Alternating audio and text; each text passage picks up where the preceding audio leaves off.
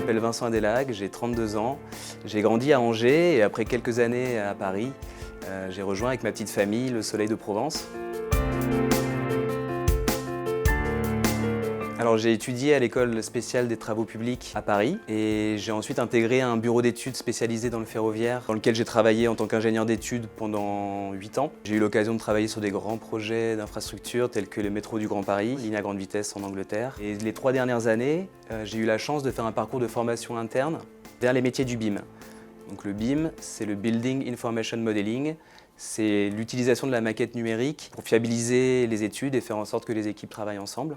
Donc j'ai pu travailler en modélisation de maquettes numériques, faire de la coordination d'études de production de maquettes et enfin du BIM management.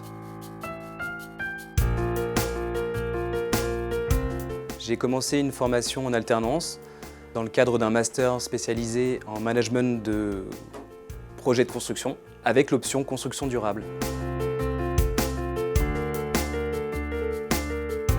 Alors j'ai rejoint Sigma-Lynx au mois d'octobre dernier, qui est donc un bureau d'études spécialisé dans le BIM, dans tous les usages de la maquette numérique, pour lequel je travaille en tant que BIM manager et coordinateur BIM. La particularité de ce bureau d'études, c'est qu'il a un département qui s'appelle Sigma Green, qui est spécialisé dans l'expertise des lots techniques et tout ce qui est aussi bilan thermique et rénovation énergétique des bâtiments. J'ai également des missions de synthèse technique et de calcul énergétique, de bilan thermique. Ce que j'apprécie particulièrement à CESI, c'est la qualité des échanges avec l'équipe pédagogique, qui est très conviviale, et également par rapport aux relations avec les élèves mastériens. En fait, on a un tronc commun en management avec d'autres options qui sont plus dans le milieu industriel, ce qui est très enrichissant. Et également tout un panel d'enseignements en option construction durable. On a une petite promo cette année, donc c'est idéal et c'est très enrichissant. On a une personne qui travaille en maîtrise d'ouvrage, maîtrise d'œuvre, en construction générale, etc.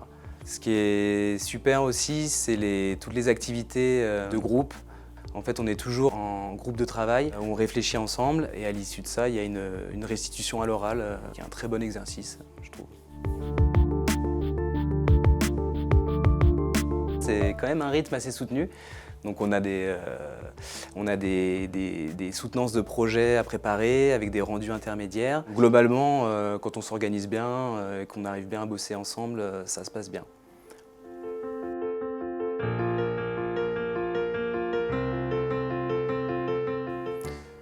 Je donnerais un conseil qui me paraît le plus important. En fait, c'est vraiment de veiller à ce que la thèse professionnelle soit bien en accord avec à la fois l'enseignement et à la fois les réalités économiques de l'entreprise. Il faut que ce soit un travail qui serve à l'entreprise, qui utilise des connaissances apprises en centre, mais aussi qui correspondent à votre projet professionnel en fait. Une fois qu'on a cet accord parfait, si je puis dire, c'est de se faire plaisir et de tester, de rechercher, d'expérimenter.